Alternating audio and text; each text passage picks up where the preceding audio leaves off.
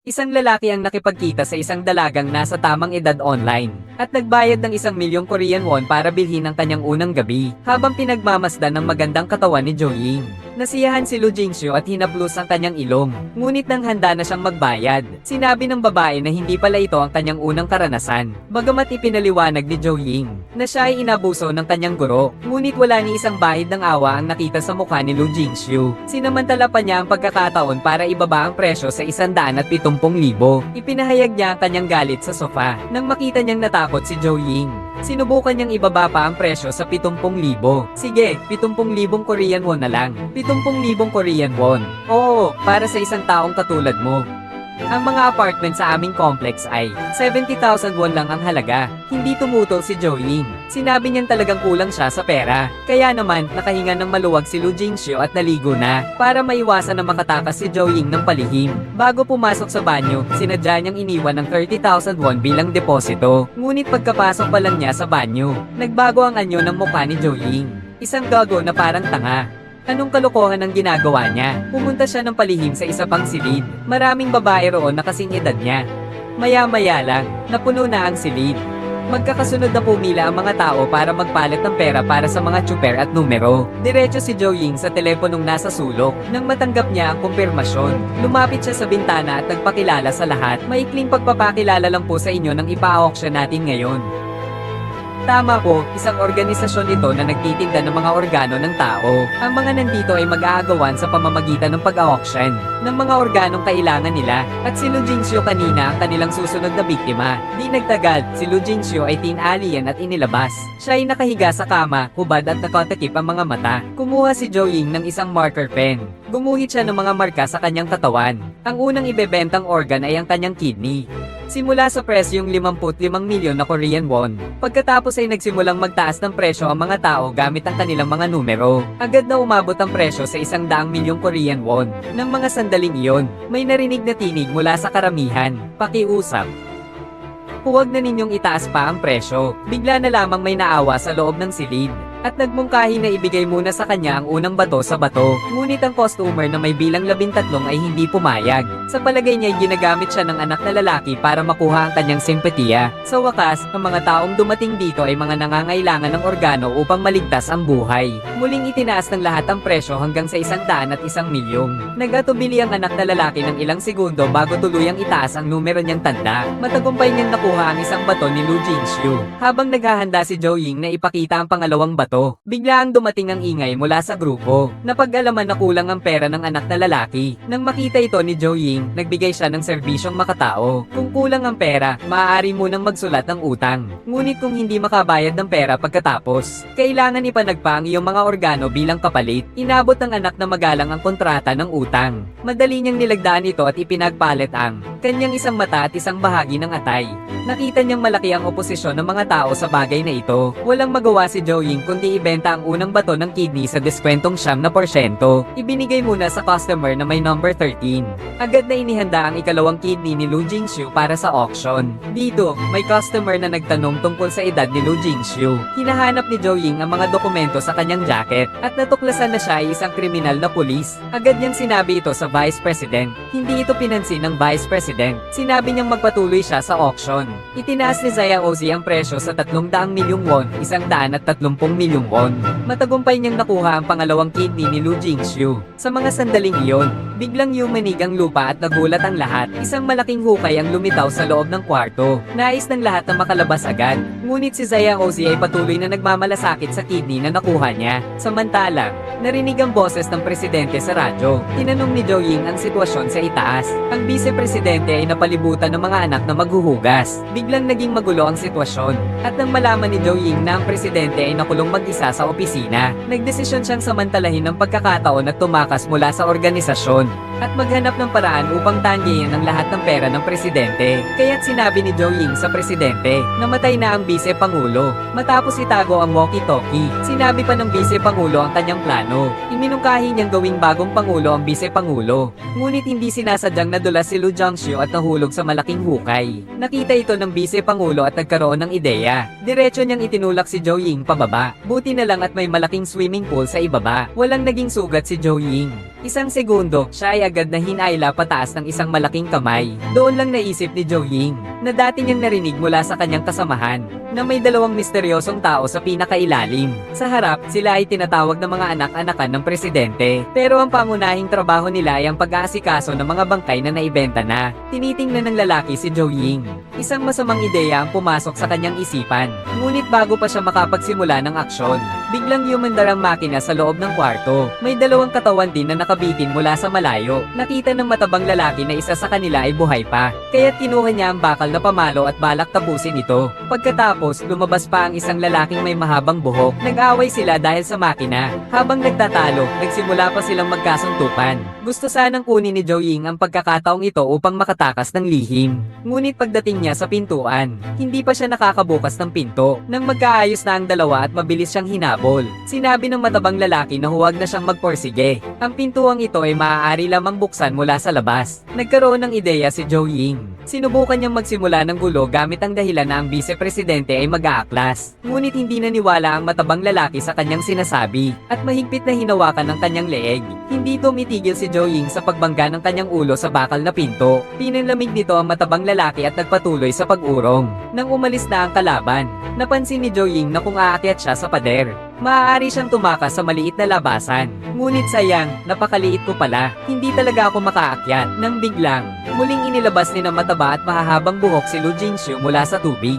Ipinasok ni Joying ang tubo sa makina, at matagumpay na nakakuha ng atensyon ng dalawa. Pagkatapos ay kinausap niya si Lu Jingxiu. Basta tulungan siya nitong umakyat sa labasan. Pinalaya na siya, hindi nila inaasahan. Nang makaakyat si Joying, nagawa ng dalawang magkapatid na ayusin ang makina. Samantala, inabisuhan ng vice-presidente sa radyo ang lahat. Sinabi niyang patay na ang presidente. Hindi nagduda si Pangit at ang lalaking may mahabang buhok. Sa halip, inihagis nila ang galit nila kay Lu Jingxiu. Sinampal siya ng malupit. Sa gitna ng kaguluhan, biglang may lumitaw na isang anino mula sa likod. Tahimik na inatake ang lalaking may mahabang buhok. Si Joying naman ay binuksan ng bakal na pinto. Agad na tumakas sina Lu Jingxiu at ang kasama nito. Mabilis niyang pinasalamatan ng taong nagligtas sa kanya. Habang nagkakagulo, naghanap siya ng sapatos at isinusuong ito. Ang tagapagligtas ay maingat na nagtakip sa kanya ng isang raincoat mula sa likuran. Pagkatapos, sumunod siya kay Joying papunta sa pintuan. Ngunit doon, nakaharang na ang mga bato at hindi na mabuksan. Si Lu Jingxiu ay labis na nagalit nang makita ito. Sinabi niyang kailangan nilang hulihin ang lahat ng mga ito kasama ang kanyang mga kasamahan. Nang malaman ng tunay na pagkakakilanlan ni Lu Jingxiu, nagmamadaling ipinaliwanag ng anak ang kanyang layunin na magbenta ng kidney. Nag-iipon ako ng 8 milyong won. Nag-loan pa ako ng 2 milyong won at pumunta dito, mula sa mga salita ng kabilang partido. Dito lang nalaman ni Lu Jingxiu, na ang nagligtas sa kanya kanina ay ang anak na naghanap ng isa pang bato mula sa kanya. Sa puntong ito, tanging nais ni Lu Jingxiu ay mabilis na makalayo mula sa lugar na ito. Samantalang ang anak ay patuloy na nag-aalala sa bato na kanyang kinunan. Nag-away ang dalawa dahil dito. Hindi na matiis ni Joying ang sitwasyon. Ano ang ginamit mong garantiya kanina? Atay at mata.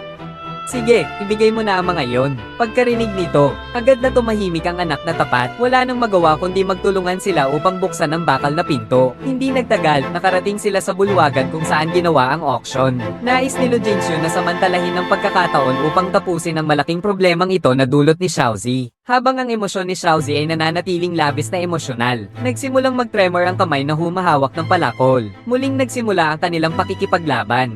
Ipinagpag ni Lu Jingxiu ang buong lakas ng katawan upang makawala. Muli, isang malakas na tunog ang umabot mula sa labas. Bago pa man nila malaman ang nangyari, muling pumasok sa isip ng anak ang pagsira kay Lu Jingxiu. Wala nang oras si Lu Jingxiu na makipag-usap sa kanya. Binantayan niya ang kalagayan sa paligid.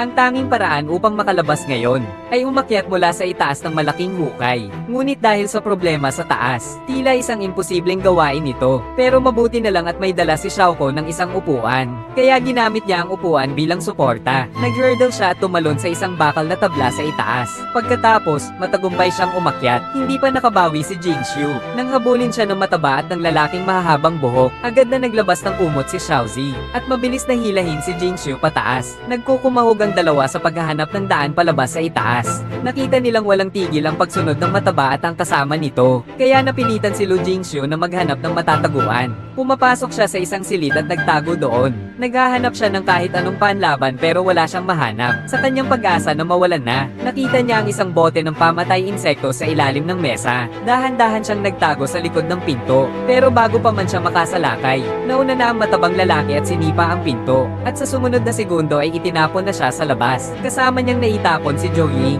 Gusto ng matabang lalaki na samantalahin ang pagkakataon para tapusin si Jingxiu. Pero bigla siyang tinawag ng lalaki na may mahabang buhok. Tila nakahanap siya ng daan palabas ng kwarto. Nais sanang lumapit ni Lu Jingxiu para suriin ang sitwasyon.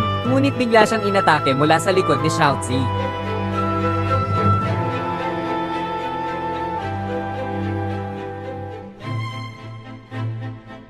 Sa puntong ito, ubos na ang kanyang lakas. Habang nagtutunggali sila ni Xiaozi, hindi sinasadyang nadiin niya ito at nahulog muli sa malaking hukay. Lumapit si Zhou Ying at inihagis kay Lu Jingxiu ang isang damit. "Tito, ang pangit ng underwear mo. Suotin mo na lang ito." Bago pa man maisuot ni Lu Jingxiu ang damit, may isa pang babae na nahulog mula sa taas. May mga mata sa itaas na matalim na nakatingin sa kanila. Agad na hinayla ni Zhou Ying at Lu Jingxiu ang babae papasok sa kwarto. Ang babae ay si Xin. Sinabi niya sa dalawa na halos lahat ng tao sa ikalimang palapag ay nawala na. Siya naman ay sinaksak ng kanyang kasintahan at nahulog pababa dahil inutusan ng vice-presidente na sino man na makahuli ng tao ng presidente at putulin ng tainga nito ay makakatanggap ng 1,000,000 gantimpala. Pagkatapos niyang magsalita, sinundan siya ng kasintahan niyang si Changshan. Wala siyang pag-aalinlangan ng putulin ng tainga ng kanyang girlfriend. "Hindi ko siya pinatay. Bago ako dumating, patay na siya."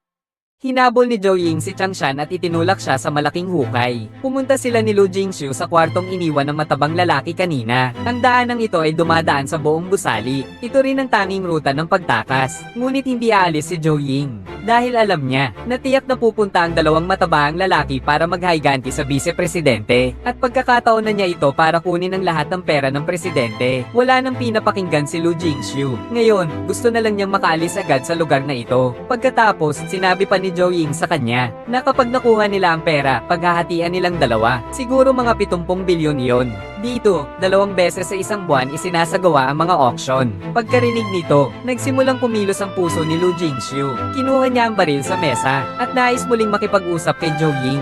Pumayag si Zhou Ying na hatiin ito ng 80 hanggang 20. Ngunit ang kondisyon ay kailangan niyang umakyat muna. Pareho silang umaakyat patungong ikatlong palapag. Nakilala nila ang mga customer na dumaan sa silid kanina para sa auction. Nakatingin sila sa dalawang nag-uusap. Inisip ng customer na nasa bilang 13 na tiyak na hulog sila sa isang bitag. Kaya't nagsimula siyang maghanap. Nakita niya ang isang cellphone kay Ying. Ngunit nakakagulat. Ang cellphone na iyon ay makakatanggap lang ng tawag, hindi makakapag-dial out. Nakita nilang malala na ang sitwasyon. Ipinahayag ni Zhou Ying ang identidad ni Lu Jingxiu bilang isang kriminal na pulis. Ngunit hindi sila naniwala. Pinilit nilang patayin ang dalawa. Isa sa mga customer ay nais palayain si Lu Jingxiu. At nakipagbuno siya sa dalawang iba pang customer. Binuksan ng customer na 13 ang pinto ng banyo. Sa loob, may isang tao na nakatali at pinutulan ng tainga. Malinaw na sila ay nalito na rin ng 1,000,000. Kaya hindi naniwala sa pagkakakilanlan ni Lu Jingxiu bilang isang kriminal na pulis. Nang makita nilang nabigo ang plano, nagkaroon muli ng pagtatalo ang ilang tao. At agad silang nagsimula maglabanan. Nagulat si Zhou Ying at Lu Jingxiu sa kanilang nakitang eksena. Dahil dito, hinayla ng customer number 9 si Zhou Ying. Inutusan niyang sundin ni Lu Jingxiu ang kanyang mga sasabihin. Pumunta ka sa lobby at kunin ang cellphone.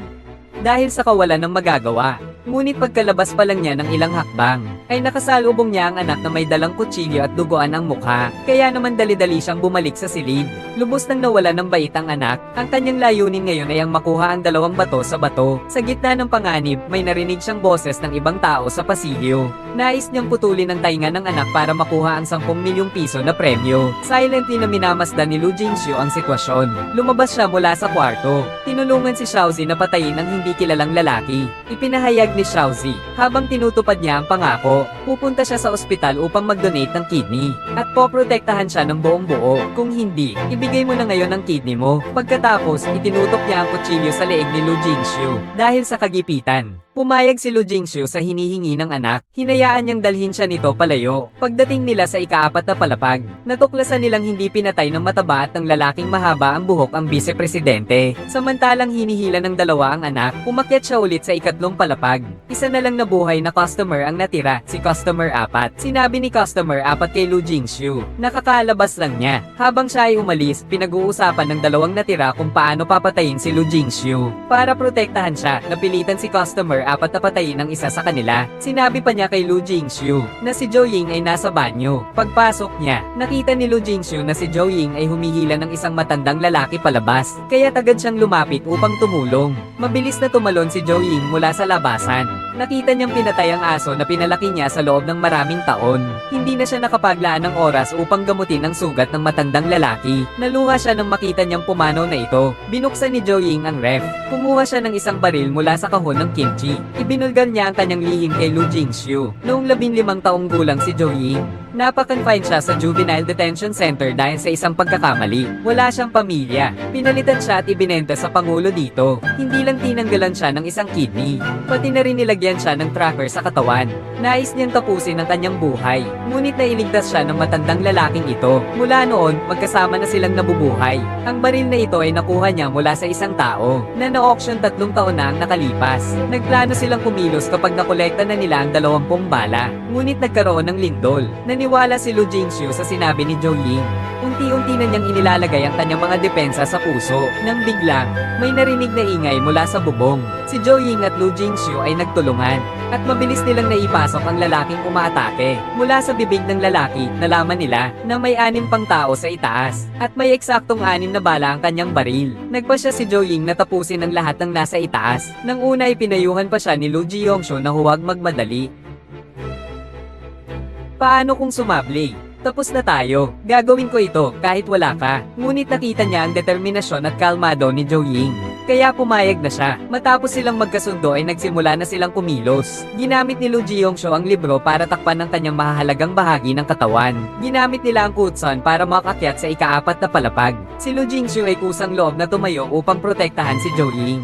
Magkasama nilang pinagtulungan ito ng maayos. Mabilis nilang nalutas ang sitwasyon ng 4 na tao. Ngunit si Xiaozi ay nag-hostage sa presidente. Nagtago sa ilalim ng mesa ang vice-presidente. Sinabi niya sa dalawa, ang presidente ay ayaw talagang magsabi kung saan itinago ang pera. Nanghihina na ang presidente ngayon. Kung hindi natin siya mailigtas agad, wala silang makukuhang kahit 1 sentimo. Doon lang napagtanto ni Lu Jingxiu na hindi pala alam ni Zhou Ying kung saan nakabaon ng pera. Maling babae. 1 bala na lang ang natitira sa baril mo, di ba? Nakita ng vice-presidente na 1 bala na lang ang natitira sa baril. Nais niyang makipag-alyansa kay Lu Jingxiu para mapatay si Zhou Ying. Panik na panik, agad na pinatay ni Zhou Ying ang pangulo, pati ang vice-presidente, nawala ng kontrol. Habang sinusubukan niyang tapusin si Zhou Ying, hinarang siya ni Lu Jingxiu. Samantala, sinamantala ni Zhou Ying ang pagkakataon at tinakpan ng vice-presidente gamit ang kutsilyo. Matapos patayin ang vice-presidente, hinanap niya ang safe sa loob ng kwarto. Walang sabi-sabi, pinutol niya ang kamay ng pangulo at binuksan ang safe, ngunit ang laman nito ay morphine.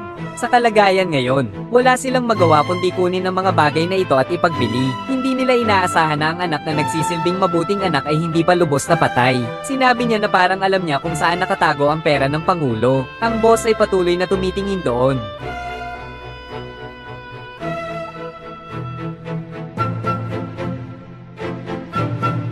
Tumakbo si Zhou Ying ayon sa itinuro ng mabuting anak. Doon sa loob ng takip ng aircon, nakatagpo siya ng isa pang safe. Pagkabukas, maraming salapi ang bumagsak mula sa langit. Si Lu Jingxiu at Zhou Ying ay nag-impake ng 2 bag na puno ng salapi at morpina at nagpreparang umalis. Nakita nilang malupit na nagmamakaawa ang isang anak na magkasama silang umalis. Hindi siya pinansin ni Zhou Ying. Nag-iwan lang siya ng ilang piraso ng morpina. Pagdating nila sa labas, napansin nilang ang malaking hukay ay maingat na naharang ng mga katawan ng puno. Samantala, muling yumugyog ang gusali. Biglang naisip ni Lu Jingxiu. Noong nahulog siya sa pool, nakita niyang may malaking butas sa ilalim.